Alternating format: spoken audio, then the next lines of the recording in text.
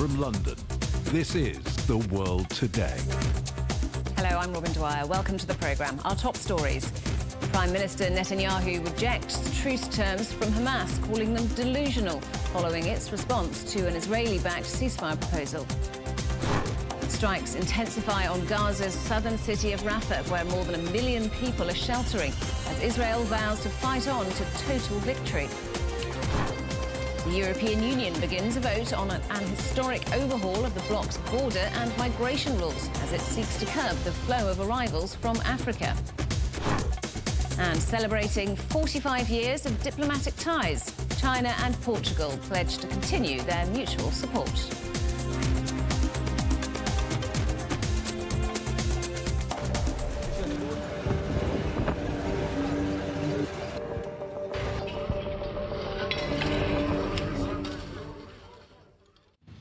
Israeli forces have intensified strikes on Gaza's southern city of Rafah, where more than 1 million people are sheltering after Prime Minister Benjamin Netanyahu rejected a ceasefire plan from Hamas and vowed to fight on to total victory. Hamas presented its terms for a truce plan in response to an Israeli-backed proposal, but Netanyahu has described it as delusional. US Secretary of State Antony Blinken, who's been touring the Middle East, says there is still room for negotiation. Hamas has sent a delegation to Cairo to continue ceasefire talks. Well, let's talk now to Associated Press correspondent Elena Bekatoros in Jerusalem. So, Elena, a strong rebuttal from Netanyahu and a setback for the US, who'd been working to secure that deal. What else has Israel's leader had to say?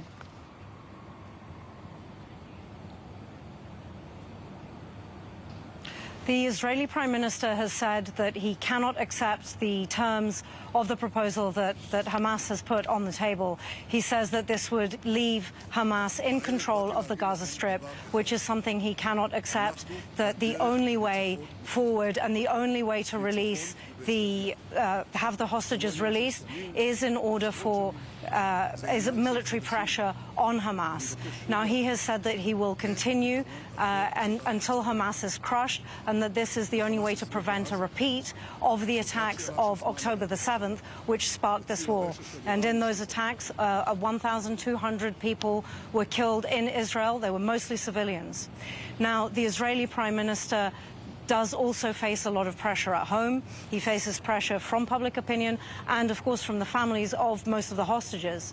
He also, however, faces pressure from within his own government, from within his coalition government, where he has some far-right coalition partners who he cannot afford to anger so much that they would leave the government and trigger elections. Nevertheless, the US Secretary of State, Antony Blinken, has said that there is still hope for a deal, even though the two sides still seem very far apart. So where does this all leave Hamas then?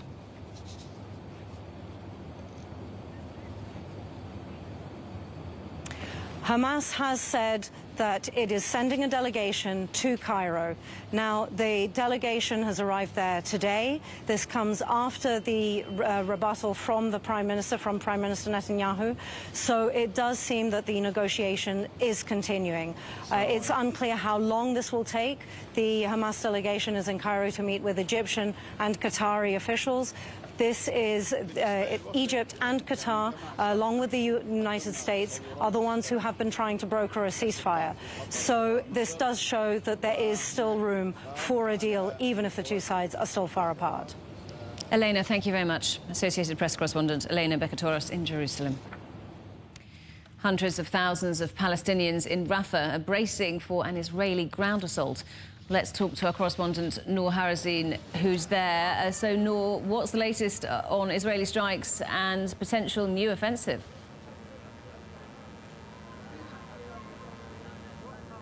Well, yes, what we are witnessing in Rafah these days is so similar to what we lived through and witnessed in northern Gaza 3 months ago, in Deir el-Balah 1 month ago, shortly before we were forced to evacuate to Deir el-Balah after the Israeli land invasion. So, yes, it is sending a message to the Palestinians here on the ground that maybe there will be a near future Israeli land invasion in Rafah. And this is actually spreading panic here among Palestinians on the ground who are sheltering in Rafah. Their situation is deteriorating. They are already struggling with the lack of water, food, electricity. Even the networks are down. So yes, this will only add to the struggle of the people of Rafah.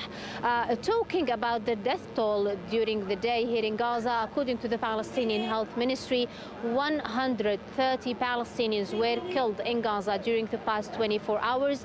And this brings up the death toll here in Gaza since the 7th of October up to 27,600 Palestinians.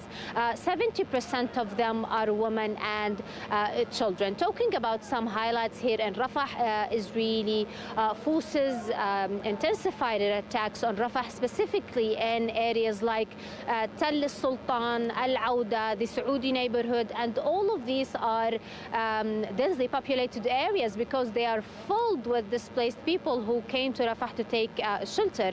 And the Israeli strike on these areas targeted several homes. 15 people were killed, including 6 children from Fahjan and Al-Mghayr family. And Noor, monitors are warning about what they call inevitable famine in Gaza.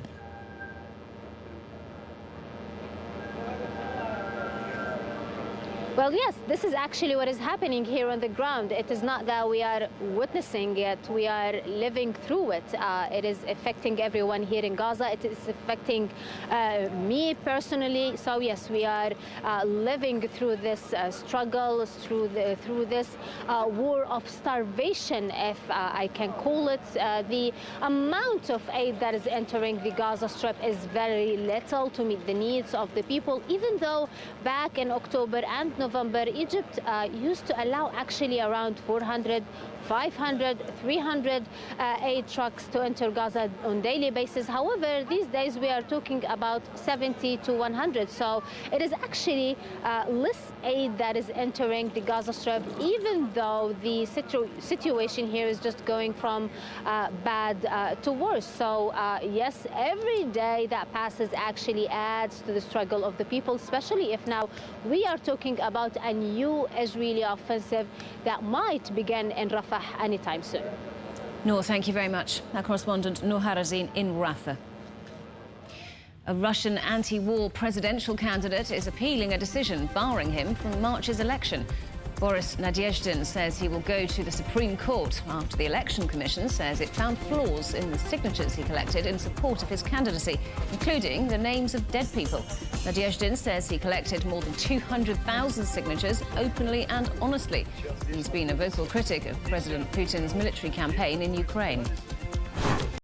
The US Supreme Court will consider whether Donald Trump should be banned from running for president in certain states in a landmark case. We'll hear whether Colorado is able to disqualify Trump from the ballot after a court there found he incited insurrection during the 2020 Capitol Hill riot. It's the court's most direct intervention in a presidential election since its decision to halt a Florida vote recount in the year 2000, which handed the White House to George W. Bush. Election monitors in Azerbaijan say there are serious questions over the presidential election that's handed a 5th term to Ilham Aliyev, who won 92% of the vote in Wednesday's poll. European observers claim there's evidence of irregularities and say the election was held in a restricted environment lacking genuine political alternatives. Aliyev took power in 2003 after the death of his father.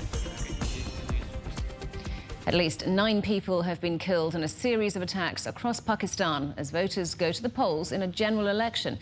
Thousands of troops were deployed on the streets and at polling stations as voting began.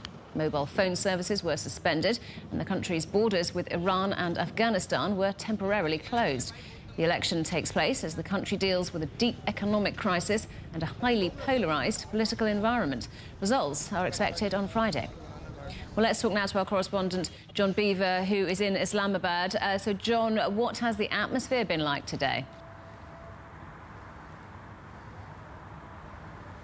Well, people that I've been speaking to were very much seeing this general election as a chance for Pakistan to maybe reset and to address some of those challenges that you mentioned there. There are some serious issues with the economy here. We have inflation standing at somewhere around 30%, many people struggling with the cost of living. We also have this increased risk of terrorism and a deteriorating security situation. So those are the sorts of things that people very much were keeping at the front of their minds as they were going out to vote. But like you say, although the voting has taken place today, the polls have now closed, there were plenty of issues. We had this phone and mobile data blackout. Now, critics have said that was all to do with suppressing the vote, that people weren't able to use things like taxi apps to get around, to get to their local polling station. They weren't able to share information on social media. So those were the criticisms. Of course, the official line was that this data blackout was all due to this increased risk of terror attacks, and limiting the data was going to help combat that. As you mentioned as well, we did see some issues of violence at some of the polling stations. Fortunately, though, nothing as bad as we saw yesterday at some of the election offices in the west of Pakistan near the Afghan border. There doesn't seem to be anything as serious as that when 2 bombs went off and dozens of people were killed. Well, John, given this polarised political environment in the country at the moment, what kind of outcome can we expect from this vote? Well, the counting is underway as we speak. There are no official results yet. As you might imagine, a country of this size with this many people, it is a very long process in terms of making sure that all the votes are counted. We're dealing with something in the region of 90,000 polling stations, 167 parties in total, more than 5,000 candidates standing for 266 general seats. So there is a lot of counting to be done. Certainly, though, before the polls opened, Nawaz Sharif, the former Prime Minister, was widely considered the man to beat. He was charged with all kinds of different issues, had been in jail, had been in self-imposed exile, but all of those have been cleared away, allowing him to run, hoping to be Prime Minister for a 4th time. So he's the man to look out for, but certainly a lot of people hoping that whatever comes next, whatever government that we see here in Pakistan, that they are going to be able to deal with some of the issues that are currently facing the country. John, thank you very much. Our correspondent John Beaver in Islamabad. You're watching CGTN. Still ahead. Celebrating 45 years of diplomatic relations, China and Portugal reflect on their shared history.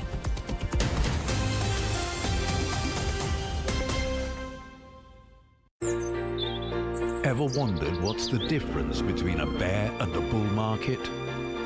Where are the cash cows? And who are the lame ducks?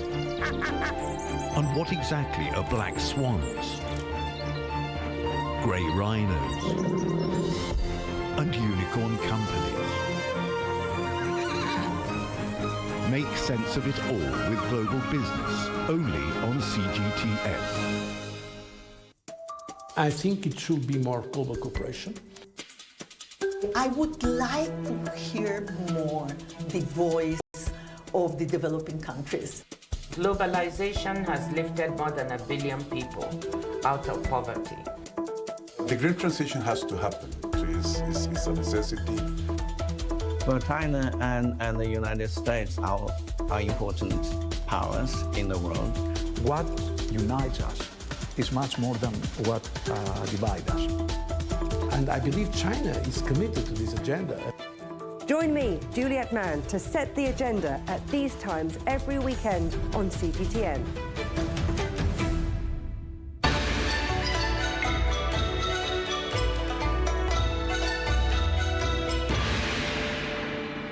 On this occasion of the new Chinese New Year, I wish to the Chinese people in this government a happy New Year. My name is Mikhail Jabarov. I'm Minister of Economy of Azerbaijan, and I wish a very prosperous, happy New Year, Year of Dragon. I'm Alvaro Lario. I'm the president of the United Nations International Fund for Agriculture, and I'm also the chair of UN Water. I want to wish you all a very happy Chinese New Year, the Dragon Year, and I wish you all the best.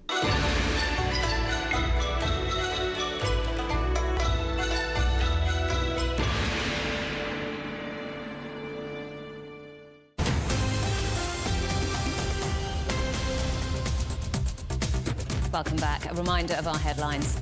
Prime Minister Netanyahu rejects truce terms from Hamas, calling them delusional, following its response to an Israeli-backed ceasefire proposal. And strikes intensify on Gaza's southern city of Rafah, where more than 1 million people are sheltering, as Israel vows to fight on to total victory. The European Union begins a vote on an historic overhaul of its border and migration rules. It comes as the EU chief and the Spanish Prime Minister visit Mauritania, seeking help to curb the flow of migrants from Africa. Well, let's talk to our correspondent, Giles Gibson, who's in Brussels. Giles, what can we expect from this vote? Well, Robin, this is really EU ambassadors signing off, rubber stamping this massive reform to the EU's migration policy, which has been in the works for many, many years now. We are hearing that there are some issues around the very fine details of this, but we are still expecting this deal to be given the green light, to be voted through by those EU ambassadors in the coming hours. Now, the deal that was announced just before Christmas after years and years of negotiations between the European Commission, the European Parliament and member states really includes this very long list of reforms to the way that the EU responds to illegal migration, as well as the asylum system as well. You've got things like border detention centres set to be built on the frontiers of the bloc, as well as something called the solidarity mechanism, which is basically a way of sharing the burden of illegal migrants more fairly across the bloc, after years of complaints from countries in southern Europe like Italy and Greece that they were just taking on too much of the burden. Now, when this deal was announced just before Christmas, it was seen as a historic moment, the end of these years and years of negotiations, but we have to say that it's also very controversial. There are NGOs such as Amnesty International who've been very critical of it indeed. Amnesty International saying that it's going to lead to greater human suffering. And then, Giles, we have the EU chief and Spain in Mauritania set to sign a series of deals. What will they include? Yeah, so Ursula von der Leyen, the European Commission President, as well as the Spanish Prime Minister Pedro Sanchez, are in Mauritania as we speak. They are currently taking part in what's being described as a round table about hydrogen. So that's part of the EU's efforts to try to help Mauritania to develop its renewable energy sector. We're also told by the European Commission that there will be discussions on security, migration and stability in the Sahel region when they meet with the president of Mauritania himself. Of course, over the last few years or so, we've seen these series of military coups all over that region of Western Africa. So coups in recent years in Niger, Mali, as well as Burkina Faso. We are also expecting the EU to announce, while this visit is going on, of some sort of essentially extra funds given to Mauritania, around about $215 million to help the country deal with illegal migration. We believe that's because over the last month or so we've seen this massive surge in the amount of small boats leaving the coast of Mauritania, heading across to the Spanish Canary Islands, and therefore allowing those illegal migrants to claim asylum within the EU. Giles, thank you very much. Our correspondent Giles Gibson in Brussels. Scientists say global temperatures have breached the 1.5 degrees Celsius benchmark for the past 12 months. Europe's Copernicus Climate Change Service says the world has just experienced its hottest January on record, passing the record set 4 years ago. 2023 was the warmest year since records began, fueled by climate change and the El Niño weather phenomenon. In 2015, more than 190 countries committed to limit global warming to below 2 degrees on pre-industrial levels. A volcano has erupted in southwest Iceland for the third time since December. Jets of lava were seen reaching up to 80 metres into the air, while a 3-kilometre-long fissure opened up close to the coastal town of Grindavik. Some of Iceland's best-known tourist attractions have closed, with visitors evacuated, but authorities say there's no immediate threat to inhabited areas or infrastructure. China's consumer prices fell for a fourth consecutive month in January, with official data showing the main gauge of inflation falling 0.8% year-on-year. Meanwhile, Chinese factories continued to cut their prices, with the producer price index falling 2.5% in January compared to the previous year. The presidents of China and Portugal have exchanged congratulations as the two countries mark the 45th anniversary of diplomatic ties. Both leaders acknowledged cooperation during global crises and expressed commitment to strengthening relations. Events are being held in Portugal to mark the anniversary. Our correspondent Ken Brown is in Lisbon. So, Ken, what's been happening today? Yes, Robin, a historic moment for China and Portugal. 45 years of official diplomatic relations, and 2 days before the Chinese New Year also, Year of the Long, or the Chinese Dragon. So as you can imagine, spectacular celebrations planned here over the next few days. We're hoping to see parades with lion and dragon dances, Chinese drummers, kung fu demonstrations. There's a really vibrant local Chinese community here, and they're behind some workshops on calligraphy and Chinese medicine. We'll see craft markets and, of course, Chinese food. Looking forward to trying some yi mian, or longevity noodles for long life, and a personal favourite, shui jiao, or Chinese dumplings for prosperity. Earlier today, as you mentioned, we saw messages shared between Chinese President Xi Jinping and Portuguese President Marcelo Rebelo de Sousa. We also had an intergalactic greeting from 3 astronauts aboard the Tiangong Chinese Space Station. They talked about how ties had crossed the limits of space and time and sent a message of goodwill. Now, earlier today we sat down with the ambassador to Portugal, Mr. Zhao Bentang, and he gave us this message. It's the 45th anniversary of diplomatic relations between Portugal and China, and the 25th anniversary of the transfer of the Macau territory, meaning that's a huge milestone. Therefore, I want to take advantage of this opportunity to wish the people of China and Portugal a prosperous and strong year ahead. We look forward to an ever-strengthening relationship that benefits the two countries and the two peoples. And of course, while we're celebrating 45 years of official celebrations, this relationship really goes back a lot longer. Over 500 years ago, Portugal was the first European country to engage with and trade with China. This year also marks the 25th anniversary of the transfer of the Macau territory. And if you look at the economic relationship, that's really accelerated over the past 3 decades or so, from a joint trade of some $250 million in 1995 to over $6 billion annually in 2023. So that's something that leaders from both sides, from both countries, really want to continue. We're seeing things like in the Chamber of Commerce here encouraging conferences to bring business leaders together. On the cultural side, more art exhibitions. We've seen some photography exhibits in galleries in Porto, for example. There's also a really thriving Confucius Institute in the Lisbon University. So a lot happening this year around the celebrations. We right now are in the Old House Chinese restaurant, one of the most popular, prominent Chinese restaurants here in Lisbon. Right now, the ambassador Zhao Bentang is hosting a lunch upstairs with local dignitaries, and we're off to see if they've left us any dumplings. Well, Ken, I hope you enjoy those. But for now, Ken Brown in Lisbon, thank you very much.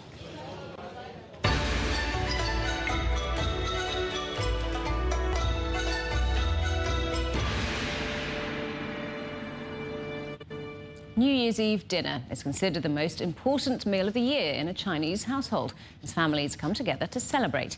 It serves up the finest dishes that can be quite the test of culinary expertise.